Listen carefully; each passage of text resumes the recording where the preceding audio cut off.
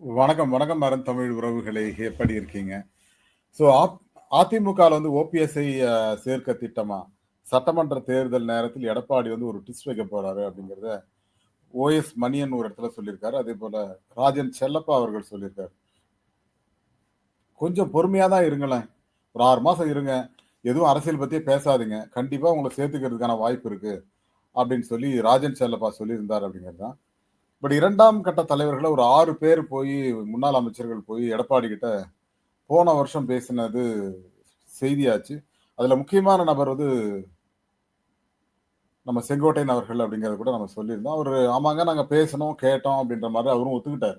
ஆனால் இப்ப வந்து அது வேற மாதிரி போயிட்டு இருக்கு அப்படிங்கிறத பார்க்க முடிஞ்சது. இன்னொரு முக்கியமான விஷயம் என்ன அப்படின்னா, அதிமுகவை பொறுத்தவரைக்கும் ஒற்றுமை ஒன்றுபட்ட அதிமுக இல்ல அப்படின்னா அது என்ன ஆகும்?